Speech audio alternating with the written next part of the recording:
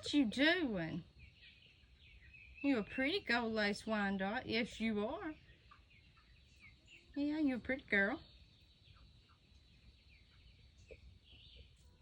Hey y'all, welcome back to Homestead. A little impromptu video here for you. We've got several coming out. We've got how to can green tomatoes, how to fry green tomatoes. We got all sorts of stuff coming your way. So bad news, very bad news. The tomato blight is now across the garden in my cattle panel tomatoes. So I pruned all morning. Heat index is 100 and something degrees and it's hot here in Alabama. But we're making do. We're making do. I'm still picking off of my bush beans. I don't know how. I don't know why. But we're still getting bush beans. I've never had this much success. And it had me thinking, and I said, I really need to tell you guys this.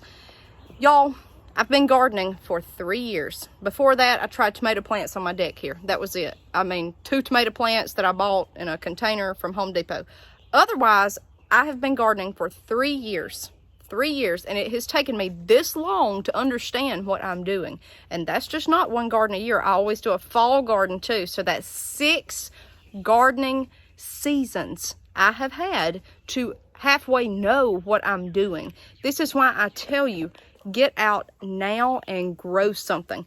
Guys, you can plant anything, anywhere. Just start. If you don't get anything off of it, then that's fine. At least you know what you're doing.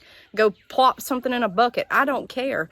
Learn, because you're better off and more sustainable if you know how to grow something. It's just better.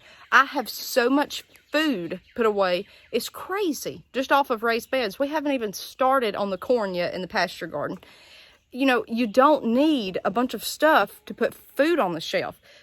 Now, we buy canned goods, we buy dried beans, stuff that we don't grow, I put up. That way I have it there on hand and we use it. I don't want to eat everything I grew every night. If anything, it's a little bit of a variety, you know, and it's good to have as a backup. And if you're starting out homesteading and you're wanting to pull back a little bit and back up from society a little bit and be a little bit more self-sustainable, a little bit more prepared, you're prepping that pantry, you're getting everything ready, you're learning skills. Guys, you need 3 things. 3 things to be equipped, okay? First of all, in my opinion only, you need to be secure in your faith. That's number 1, bar none. Okay, that's me. That's just me. That's who I am. Secure in your faith. Number 2, you need to know your purpose. You need to know what you're going to do. You need to know why you're doing it. You need to know if you enjoy this or not. You really need to be prepared and secure in your purpose, secure in your faith, in your purpose. And number 3, you need to have knowledge. The only way you're going to have knowledge is to immerse yourself in whatever you're trying to accomplish. If you want to prep a pantry, look up prepping videos, look up articles online. I talk about technology all the time. I think technology is out of hand, but I do think that it is there and valuable if it's used to the best ability. Get on YouTube, look up prepping stuff, look up anything, look it up. Learn about plants. If you want to be the best pumpkin grower around, look it up. Look at what people are telling you. Now, take it judiciously. Not all of it's going to be accurate. Some things may work for some people in some places where it may not for you, but it doesn't hurt to have that in your back pocket, because, guys, the one thing that no one on this earth can take from you is knowledge. Knowledge. They can't get it. They can't get it. It'll never run out. You only build on it, and you're changing yourself the more that you acquire. Not only physically with canned goods and supplies, but mentally. You're building yourself, not just your pantry. That's why I say faith, purpose, and knowledge. Guys, this is a lot of work. It's a lot of work. You can do this no matter what your situation is. But the reason we do this is we wanted to pull back and learn how to do things on our own. And doesn't it feel better? It's wonderful. It's not just a simple life. This is a fulfilling life. You have to apply yourself, though. You really do.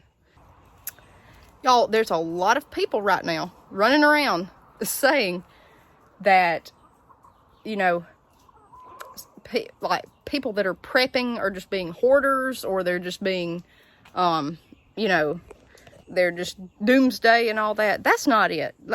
That's not it. I want to prep my pantry because A, if something happens, like a hurricane, whatever, we're prepared.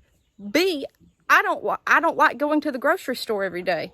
Most people go to the grocery store all the time. I just don't like doing that. C, number 3, I like growing my own food. And D, I have to put up my own food. That's why we grow so much. So, you know, I just like doing it on my own. And the taste is different. The quality is different. It's just, it's a whole world that you have to immerse yourself in. And, you know, it comes with time. People do not understand the work that goes into this, and they don't understand the time you have to put into it, but you need to have a good foundation. That's why I said faith, purpose, knowledge. Those 3 to me. If you can work on that and you can really hone in on those 3, then I think you've got it made, because it's a slow process, but you'll be better in the long run. You'll be a better gardener, a farmer, a homesteader, a person, you know, whatever you do day to day, you'll be better off if you work on those 3 things. I work on those daily. I do. I mean, the purpose, I already know. But for a while, I didn't. I did not know. And I did a video on that, the purpose to pursue. You know, it was just laid on me, on my heart, that this is what I was meant to do. And it was totally unexpected. You know, I've told you guys this, and it was totally just out of the blue. And it's turned into a life dream. And it's, you know, it's wonderful. It's wonderful. But it's not all glitz and glamour. It's not all just, well, this is my purpose and every day's beautiful. This is a lot of hard work. It's hard. It's tough. And you've got to keep going. You've got to. Like I said, we've got to be each other's cheerleaders. And I'm telling you, I'm up against, a huge battle here, because I'm trying to tell 30-year-olds on here, hey, or 20-year-olds, hey, get out here and do this. And, you know, the market's just not for that. They like, you know, a lot of them are just into watching stuff, and they're not into getting out here and doing this kind of stuff, and that's fine. But I really wish we could influence one person out there, one, especially out of that age bracket, because I wish somebody had influenced me. They did, but they were these older homesteaders, and they're trying their best, y'all, to teach the younger generations. They're trying. And I know they feel like they're just hitting a brick wall all the time. I get it, but they reach me. So, you know, it's tough. It's really, really tough. I feel like we need to prep our pantries. I really do. I've told you before, and I will say this again. I feel like we are in for a hard winter. I don't know why. I don't know how. I don't know if it's going to be weather. I don't know. But I feel like we are in for a hard winter. People say that every year. I get it. This feeling, I feel very strong. Be checking those propane tanks, getting them filled after the 4th. Get a one-up on it. You don't want to be doing this in October when they can't get to you for months. You don't want to do that. Go on now. Go on now. And, you know, I have seen more people lately talk about the price of groceries. I've not seen anything in our area decrease in price except eggs. And wouldn't you know that all these people have went and got chickens, and now eggs are just about free. I mean, really. So that, you know, and that's a blessing for a lot of families. That's good. That helps them. If you got chickens right now, you are feeling the pain. I understand. I'm right there with you. But, you know, nothing's coming down. And from the reports I'm seeing, it's not going to be anytime soon. So listen to me. Hear me out. Hear me out. If anything, even if you're not a prepper, I don't consider myself a prepper. I consider myself just taking care of my homestead, okay? And taking care of my kitchen for my husband, and for myself. At minimum, I don't think the price of stuff's going to go down. It may, who knows. But if you go buy it now and it keeps going up, you've helped your pocket, because you won't have to go buy it in 2 months when it's still up. You get what I'm saying? Sometimes you have to put forth money first to make an investment later on. Like chickens, you know, you have to get everything established before you can start, if you're commercial, you know, or making money. If you have a business farm, you have to get this stuff before you can start making money. You have to have a coop. You have to have chickens before you can make money off eggs or whatever. You have to put forth money first.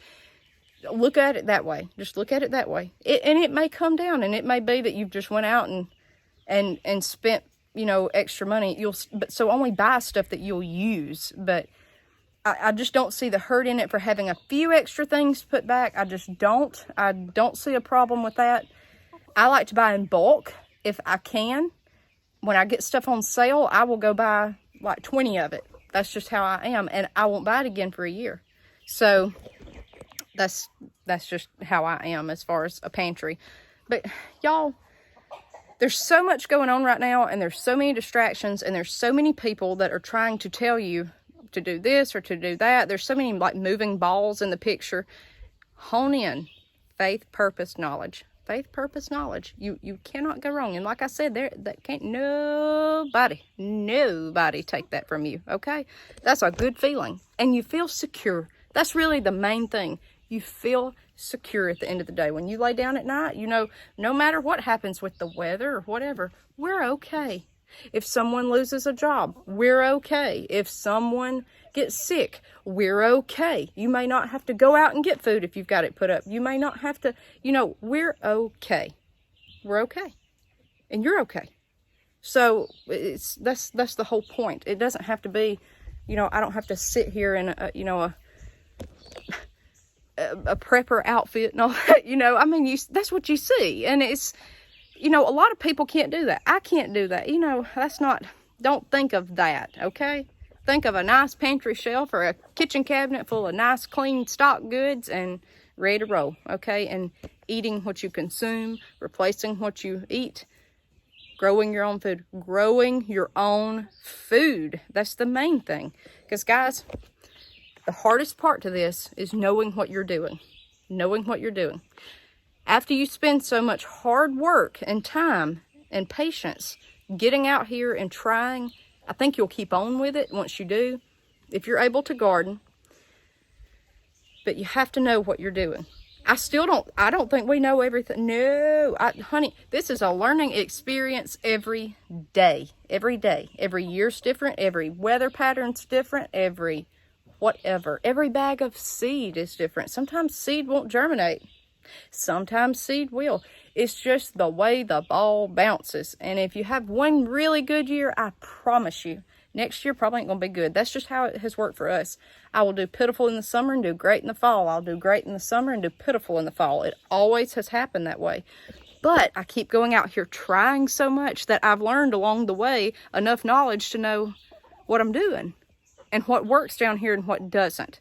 I've planted everything from a cuckoozy to amaranth to whatever. I can tell you, the stuff I plant right now, corn, beans, tomatoes, peppers, cucumbers, that's about it. Field piece. That's, you know, it's your regular stuff. Squash, zucchini, because that's what works. And that's really, guys, what works for most people, okay? I always say, keep something growing that perks your interest, but otherwise, stick with the basics. If you're just starting out, I encourage every one of you, no matter where you are right now watching me, if you're in the U.S. at least, plant a cucumber. You may not even get a cucumber off of it if your growing season's that short, but you might get one before frost. I would go out there, just something simple, very simple. Go out there, do it, and learn. If you've never done this before, if you have the space. Now, a lot of people don't have the space. What would be my recommendation to you? If you are, just say in an apartment, just say, and you've got dreams of having a house and land or whatever, if you're at that point in life and you're still starting out, I would get land. That's what I would get. I would wait till the market looked great and I would get land. And what I mean by great is when you can buy it at a great price, okay? Check interest rates. I would be following along in that kind of stuff, preparing yourself, getting knowledge. If the market's not great right now for that, I wouldn't be getting it. You'll have to learn this. Get advice from other people. But I would get land. That's the first thing I would do. They can't, land will provide you with something. Always. Always. I would look at the resources on that land. Does it have water access? Is it loaded with pine, hardwood, something that could be logged, things like that? Look at not just if it's pretty or not. Look if it's able to flood. We have a lot of new neighbors where I am, and they're from all over the U.S., right here in rural Alabama. And I'm going to tell you, they're not used to this land. They're not used to it, and they think that the land is like where it was in wherever they're from. And, they are from all over the U.S. And people are moving out to the country. They don't understand the land. Look this up. Get in groups online. You can get on Facebook in a group. And wherever you're wanting to look at buying land, if you're wanting to move states away, get in groups. Look at what the locals are saying. Look at how the nearest town is. Look at that. Join that group. See what goes on in that town. See if it's safe. See what happens. See if it's look at this kind of stuff. Research it before you just go. Because I don't know how they have found even where we are. I mean, we are where my address is, I don't even live where my address is. I mean, I do, but what I'm saying is it's a town way away, but I'm still in that district. There's one stoplight, and actually it's a caution light. The closest town to me has a stop sign. So I don't even know, a populace of 100 people. I don't know how they even found this place on the map. They told us they were just from, wherever. And there's a lot of new people moving in. There's a lot of new people. People are wanting to get away from the cities. They're wanting to get away from whatever life they knew. And, hey, but there's a lot that goes into each area. I could move to Tuscaloosa, Alabama, and it will be totally different than here. That's like Tuscaloosa is in a tornado path. It always has been, and it always will be. Tuscaloosa gets that from Mississippi over Jackson, where it's so bad. Those storms come in every spring. We don't get that here, really. There's certain areas you have to look, and we know because we're local. Huntsville gets snow occasionally. We don't. Very rarely. And we're just counties away. So you see what I'm saying? It's different everywhere you go, guys. But I would look at land, resources, something that could be profitable, survivable, enjoyable. Is the land flat? Is there a flat spot to it you can work? That's something else. People purchase all this land. I've told you before, I'm at the very tip of the Appalachian Mountains. We're high up. We're very high up. There ain't a lot here unless you buy the right spot or the right area that's got dips and valleys like our pasture garden, because it's just like the mountains. It's a flat part and then just nothing but rolling hills and mountains around us. So do you have something you can work there that you can plow that can be turned into a garden? Is there a flat spot in your yard? Our yard slopes continuously. It's one huge oval that's on an incline because it goes all the way to a creek. There's water, there's timber, there's resources, but there's a flat part of the yard, and that's where I have my raised beds. Think about this stuff. Think really hard, because I know a lot of people that are watching me are in apartments, and they're just starting out. There's a lot to think about, a lot. And I know 5 years ago, before me and my husband married, before we even started dating, this December will be year 4. So, 4 years. And I started homesteading 3 years ago.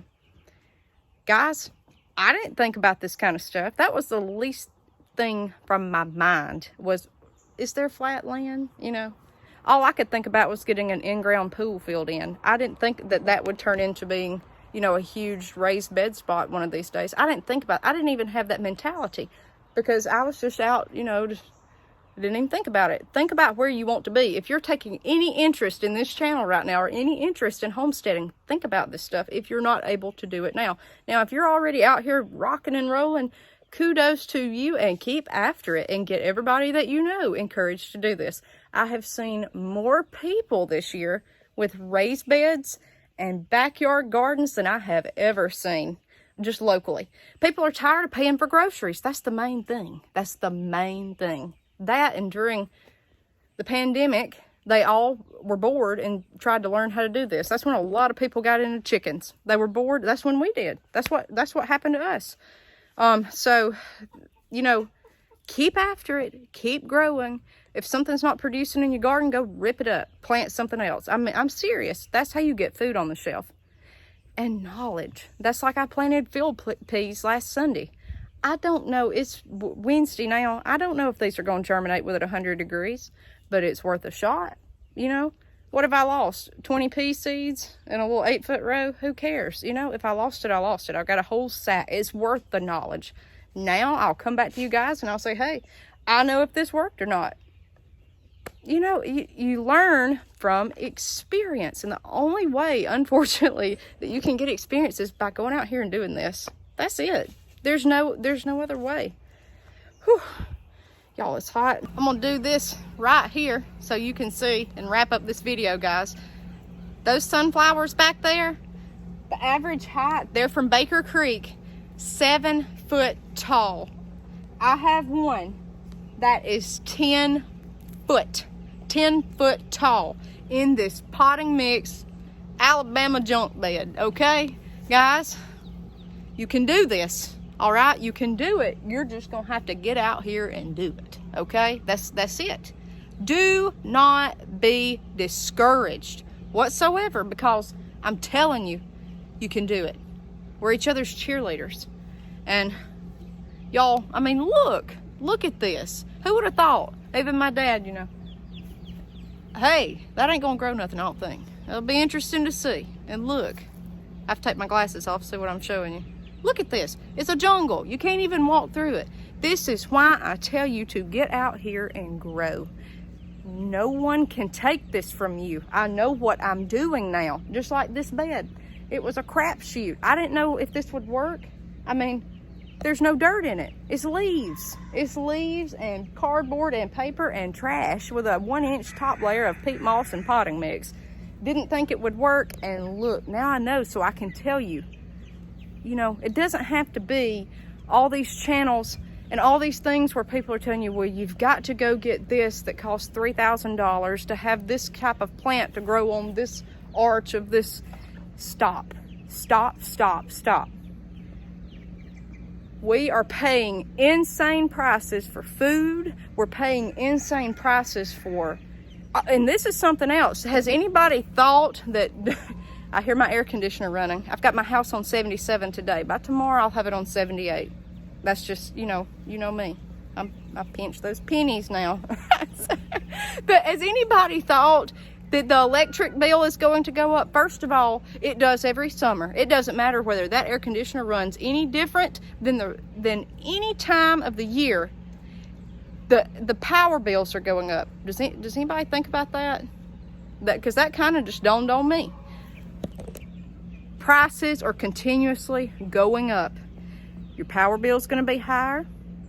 I'm sorry, that's the way it is. I know everybody in this heat wave is going to be. It's good. Y'all know this. Y'all, I don't have to tell y'all this. Everything is more expensive right now. This is how you can beat it, okay? Eat what you grow. Look at my my chicken wire. It has to be now. It's 6 foot tall to keep chickens from jumping in. So, but we're free range. That's how we save on our chickens. Heard a lot of crops aren't doing well. I've heard that, y'all. I've heard this.